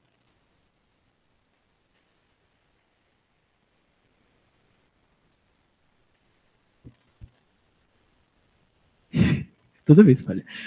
Mais alguém tem alguma pergunta? Boa noite. Muito obrigada pela mesa de hoje, eu gostei bastante. Eu queria perguntar, minha pergunta seria sobre a parte mais prática, né? Mas quando vocês assistem os filmes como críticos, vocês, tipo, quantas vezes acostumam assistir, tipo, repetir, ou tem, sei lá, que vocês assistem um filme inteiro sem pausar primeiro e depois, tipo, pausando, tipo, como que vocês assistem para poder criticar os filmes? Bom, vou falar da minha experiência, né? Eu geralmente vejo o filme uma vez, quando eu vou escrever um crítico, porque geralmente críticas de cinema são breves, né? Em geral, você não tem... É isso, você não tem... Não é um texto acadêmico que você tem 15 páginas para se debruçar, né? E muitas vezes o regime da crítica ela é muito mais imediata, né? Você não tem tanto tempo para escrever um texto. As coisas estão mudando hoje porque é isso, você tem uma dilatação do trabalho, né? Você não necessariamente vê um filme para publicar amanhã no jornal, né? Hoje muda-se um pouco isso. Eu, particularmente, vejo uma vez o filme e eu não anoto. Eu, por enquanto, ainda tenho uma boa memória, então eu lembro minimamente do filme. Eu tento não escrever muito tempo depois de ver o filme. A vantagem de você ter hoje o filme à mão, né, um home video em casa, é a possibilidade de você voltar para certas cenas e rever as cenas para elaborar melhor o que você está escrevendo. E eu, no meu método de trabalho, eu ponho alguns pontos. Tem alguns. Quando eu vou vendo o filme, eu já vou construindo mais ou menos ideias de coisas que me interessam, né? O que me parece chamar atenção e que pode gerar bons pontos, bons argumentos e que pode ajudar a entender melhor o filme, né? Às vezes isso se mostra uma farsa, né? Você termina o filme e fala, não é nada daquilo e você tem que repensar o que você pensou. Mas às vezes isso vai ajudando você a construir certos pontos, né? Lógico, o fato de você ter talvez um conhecimento maior de história do cinema, de certas trajetórias, te ajudam a entender melhor o filme dentro do cinema, da história do cinema, dentro da história do diretor, da obra do diretor. Isso ajuda você a moldar o seu texto, né? A sua apreciação da obra, né? E é isso, né? Quando eu termino, eu vou escrever, eu monto alguns pontos e é isso. E é isso, né? Quando você vai escrever um texto, você tem lá. Atualmente eu tenho escrito muito para home video, né? Textos para livros, por exemplo, a Versátil, que é uma distribuidora de DVDs e Blu-ray, lança cada mês pacotes e eles lançam para quem compra um livro, né? Com 10 textos em geral sobre os filmes. E aí são textos que eles lançaram e eles geralmente lançam filmes mais antigos e tal. E eu tenho escrito muito para eles nesses livros, e aí tem um tamanho que eu tenho que escrever o texto, né? Tem 7.000 toques, por exemplo. Então eu tenho que condensar o meu argumento, então eu não posso também me estender para muitos pontos. Eu vou pegar o que me interessa mais e aí vou discorrer sobre isso a partir de certas questões, certas cenas e certos pontos que me interessam. Eu costumo fazer uma certa pesquisa para alguns filmes em especial, para esse tipo de texto, que são voltados para um público cinéfilo, mas que também tem um interesse maior pela obra para além da própria crítica. Então, tentar argumentar... Eu gosto de trazer questões do contexto, do fazer fílmico para os meus textos.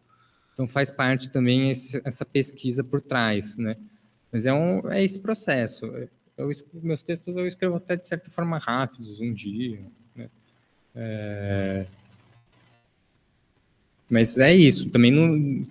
muitas vezes eu vou escrever sobre um filme que eu já vi muitas vezes no passado. Recentemente eu entreguei um texto sobre um filme que chamou Incrível Homem que Encolheu, que é uma ficção científica maravilhosa dos anos 50, dirigida pelo Jack Arnold, e que eu já tinha visto, sei lá, 5 vezes, e aí revi de novo para poder escrever. Então, isso também já me ajuda, porque eu já conhecia bem o filme, e a revisão é mais para colocar em ordem esses pensamentos sobre a obra. Varia muito, né? Acho que varia muito o filme, varia muito da pessoa. Eu, por exemplo, eu não escrevo enquanto eu vejo o filme, mas não é ter nada contra, não. É porque eu sempre acho que a minha letra vai ficar horrível, eu não vou entender nada, assim, sabe? Então, é terrível, assim, e eu também perco a atenção enquanto eu escrevo, sabe? Eu não consigo. Eu já tentei algumas vezes no começo, quando eu fazia crítica, quando eu comecei a fazer crítica, mas sempre, nunca deu certo. Aí eu parei com isso. Eu faço isso você falou, eu tento manter alguns pontos centrais quando eu vejo o filme, e depois, quando eu vou colocar no papel, eu boto esses pontos e tento construir uma linha principal entre esses pontos, assim, que ficaram comigo, assim. E hoje em dia, se o filme estiver disponível aí para para ver depois. Eu vejo depois algumas cenas também, algumas de possibilidade. Quando o filme, geralmente não, isso não acontece. Quando o filme fica muito na minha cabeça, eu revejo ele assim depois, assim, para pensar em outras coisas sobre o filme, assim. Mas algumas vezes vem de primeira. Eu costumo escrever rápido quando eu paro para sentar para escrever, assim, sabe assim? Porque às vezes eu enrolo para sentar e volto, mas quando eu sento e vou, vai assim, sabe assim? E depois uma revisada final para ver tudo certinho, assim, o que acontece com o filme e com esse método, assim.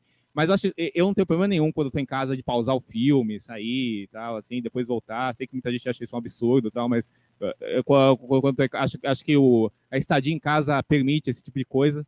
Mas basicamente é isso, sabe? Assim, eu tento muito pegar nisso, sabe?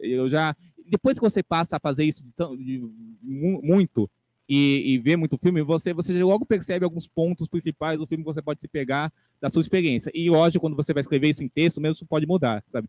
Eu já escrevi sobre muito filme que eu comecei não gostando dele e escrevendo ele mudou meu conceito sobre ele. E já comecei como muito filme que nem é tão ruim assim. E aí já vou escrever sobre, você vê, putz, não tem como, assim, sabe? Então, varia bastante, assim.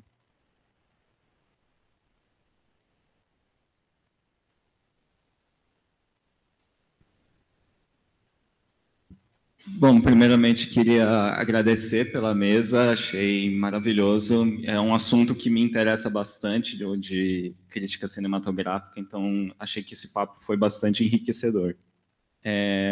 Eu queria ir por um lado de uma pergunta que óbvia, assim, que me veio na cabeça logo que a mesa foi anunciada, que é a respeito um pouco da polêmica que aconteceu recentemente entre a discrepância entre o que o público achou de um filme e o que a crítica achou de um filme.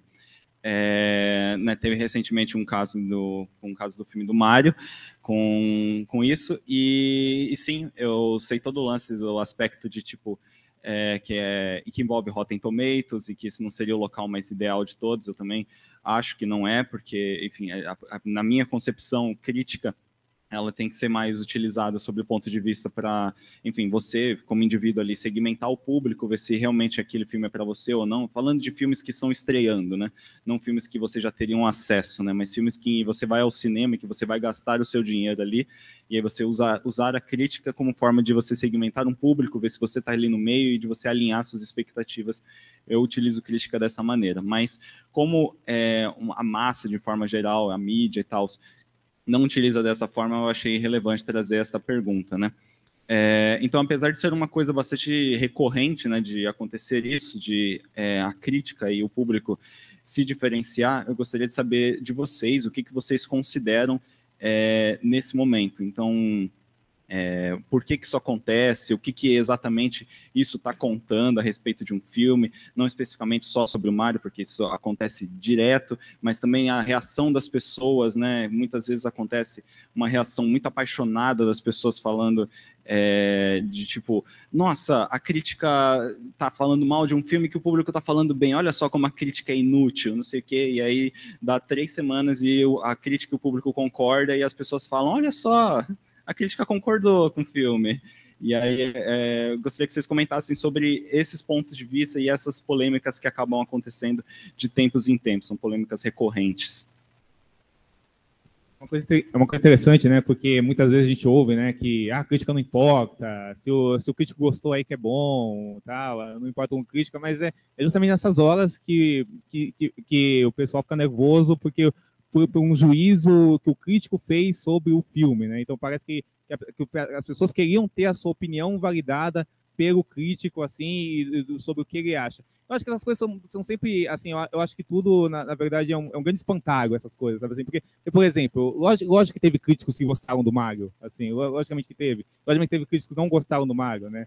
Acho que a questão é que, por exemplo, a pessoa que gostou do Mario pode ter gostado do Mario com argumentos para ter gostado do Mario, ou porque foi lá ver o Mario, se divertiu, gostou, e não tem problema nenhum nisso, isso aí é normal, assim, sabe? Mas ver outra pessoa que não gostou do Mario, parece que ofende aquela pessoa pessoalmente, sabe? Parece que isso aqui é uma coisa, sei lá, como se tivesse matado o pai de alguém, sabe? A família de alguém, sabe? Uma coisa meio terrível, sabe? Aí vai na internet caçar a pessoa, não, o que esses críticos acham do Mario? Como assim? Eu não posso falar do Mario porque eu não vi o Mario ainda, assim. Mas, assim, na minha visão, Eu acho que vai muito disso, assim, sabe? É um espantalho que é pego porque existe uma coisa que parece que as pessoas têm que pensar igual. Eu acho que esse é o problema de hoje em dia. Parece que o debate, a discordância é uma coisa errada, sabe? Assim, parece que você vê uma pessoa que pensa diferente de você sobre alguma obra, que tipo, é um filme, é cinema, sabe? Não é uma coisa que vai fazer alguém morrer ou alguém ressuscitar, sabe? É só um filme, sabe? Não devia ser uma coisa que vai causar uma guerra, sabe? Assim, então acho que tem muito disso, sabe? Assim, se subestima a opinião do crítico, mas também se superestima como se... É o que você falou. Hoje em dia não existe um crítico acabar com a bilheteria do filme tipo Mario, assim, sabe? Muito menos que isso, na verdade, assim, sabe? Ninguém vai deixar de ver o filme por causa de um crítico, sabe? Assim, as pessoas vão ler aquela crítica por curiosidade, por gostar da forma que o crítico se comunica, para saber, tal, como exercício mesmo, assim, mas daquilo barrar alguém para ver o Mario, assim, sabe? Para ver qualquer filme, não existe isso, sabe? Não é impossível. Então, eu acho que tem muito isso. Eu acho que essa desconexão vem muito disso, sabe? Porque o crítico já vai ter o lugar dele, o gosto dele, assim, o pensamento dele, a forma de analisar dele, que pode ser que ele veja o Mario e sinta um filme só mais do mesmo, sabe? Assim, e a questão é como ele vai justificar aquilo. E aí o público vai ter uma visão diferente disso, ou vai ser diferente com o filme. Eu acho que o antagonismo criado disso é só um grande espantalho, assim, que acaba sendo motivado, essas redes, assim, e vai sucedendo. Só antes da fala do Gabriel, isso aconteceu muito com Tudo em Todo Lugar ao Mesmo Tempo. Só que, tipo, nessa discordância, não de público e crítica, mas de público e público. Porque, de crítica e crítica também. Porque você teve um filme que ele, inicialmente, nos festivais, quando ele estava saindo em festivais, quando ele estava saindo um recorte muito específico, ele estava sendo muito aclamado. Tava, tipo, média do Letterboxd do filme 4.6, 4.5. E aí ele foi chegando no circuito mainstream, ele foi chegando na sala de cinema, ele foi chegando tipo, em outros festivais, em outros lugares, as pessoas começaram a ter discordância. E aí tinha gente falando, porque não dá pra não gostar desse filme, porque esse filme é excelente, é a melhor coisa já feita na história do cinema. E aí tinha gente falando, não, porque esse filme é uma merda, esse filme é horroroso. E então, tipo, não só essa discordância de, tipo, público e crítica, mas também essa discordância de público, crítica e crítica. De, tipo, tudo pra dizer que, tipo, é tudo subjetivo. E é difícil a gente chegar e aplicar, tipo, essa coisa do universal e se doer muito pela opinião dos outros. Eu acho que tem uma questão central aí que é expectativa. É o que você espera de um filme.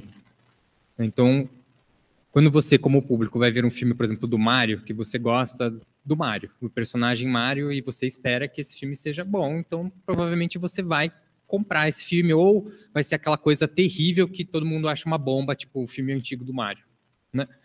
Então, tem um pouco disso, de expectativa. A crítica, de maneira geral, eu acho que talvez por ver muitos filmes, muitos por obrigação e muitos por não, né? Tem um repertório diferente, provavelmente não espera as mesmas coisas que o público espera, né? O público que vai ver Mario provavelmente não viu, sei lá, 100 filmes no ano, por baixo. Assim, eu vejo muitos filmes, né? Então, assim, as minhas expectativas com os filmes são provavelmente diferentes de quem está esperando um filme, né? O Mario ou tudo. Eu nunca sei falar o nome completo direito. Então, eu acho que isso interfere, inclusive nessa percepção de mudança, né? As pessoas começaram gostando, depois todo mundo começou a odiar, lógico, porque o filme está insensado, então você espera que vai ser uma obra-prima, e você chega e o filme não é a obra-prima que você estava esperando, e aí então você acha uma porcaria. Eu acho que cada vez mais, e eu acho que isso é uma fatalidade dos nossos tempos, a percepção das coisas são muito transformadas de maneira banal, uma coisa quase do fã assim, do fã no mais vazio que existe na ideia do fã, que é essa coisa de você transformar uma obra ou qualquer coisa numa coisa quase divina, né? Para além de falhas, né? Ou aquele filme é o melhor filme do mundo e é tipo quase time, né? Você torce para o Palmeiras, o Palmeiras, não sei o quê. E eu acho isso muito curioso. Tem cinematografias que isso é uma coisa muito comum, por exemplo. eu estou numa fase muito de cinema indiano, de descobrir cinema indiano. E é muito engraçado você perceber a indústria local. Você tem lá tem alguns atores astros, né? Então, por exemplo, você tem o Vijay, que é um astro. Então, se você gosta dos filmes do Vijay, você é fã dos filmes do Vijay, então você vai ver todos os filmes do Vijay e você detesta o filme do cara que é, tipo, o concorrente principal dele, e aí você, independente de você gostar ou não, você tá lá falando mal do filme, enfim, é isso, vira uma coisa meio, tipo, é a banalidade da coisa, né? Você transforma a arte em outro lugar, outra coisa. É entretenimento também, lógico, mas não é só isso, né? Eu acho que talvez a disparidade da relação do público e da crítica com o filme vem um pouco disso. E aí é um pouco tentando racionalizar os processos, né? Mas também um problema é tratar a crítica como um bloco único, né? Tipo, os críticos pensam assim, sabe? Vai ter o crítico que vai amar o Todo Lugar ao mesmo tempo, vai ter o crítico que vai odiar o Todo Lugar ao mesmo tempo. Aí você vê qual argumento de um você concorda, qual você discorda, ou qual apresentou a ideia dele melhor. Vai ter o crítico que vai, sei lá, amar o Shyamalan, odiar o Shyamalan, amar o Nolan, odiar o Nolan, sabe? Vai ter o crítico que ama um diretor, mas não é porque ele ama o diretor que um filme que ele vai ver do diretor, ele vai achar bom, automaticamente pode achar ruim. Um diretor que não gosta, ele pode achar um filme dele bom. Assim, não é porque o filme ganhou Cannes que vai ser o melhor filme do mundo, sabe? O filme pode ganhar Grandes, pode ser um filme horroroso, pode ganhar o Oscar, pode ser um filme horroroso, sabe? Acho que tem muito isso, sabe? Os críticos não gostaram do Mario, sabe? O público adorou o Mario também. Alguém pode ver o Mario e achar ruim também. Assim, então acho que é muito uma ideia criada que coloca as pessoas muito em cartilha, sabe? Isso que eu acho que é o grande problema da coisa toda também, assim, sabe? Essa cartilha. E, logicamente, que o crítico vai ter uma ideia de cinema e o público, muitas vezes, ter outra ideia de cinema, sabe? Assim, acho que essas ideias podem conviver, né? Acho que o problema é isso, quando vem um time, né? Uma coisa de torcida, assim, de vamos reprimir essa opinião que não vai comigo. Essa pessoa nem pensa, eu discordo disso, mas vamos entender por que a pessoa pensa assim. Sabe, para ver se mesmo não concordando, eu sinto que existe uma ideia interessante por trás daquilo.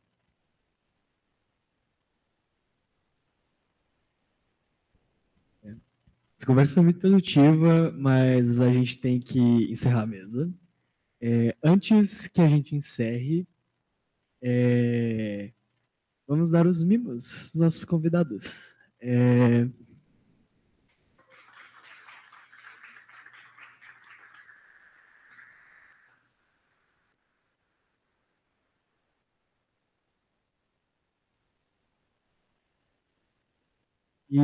E como é tradição, de toda mesa, toda oficina.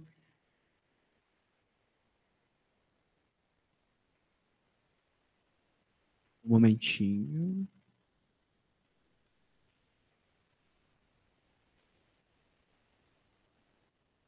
Bom, e como é tradição do Unimídia Corpo, nós temos aqui um corpo para os convidados assinarem. O famoso padrão.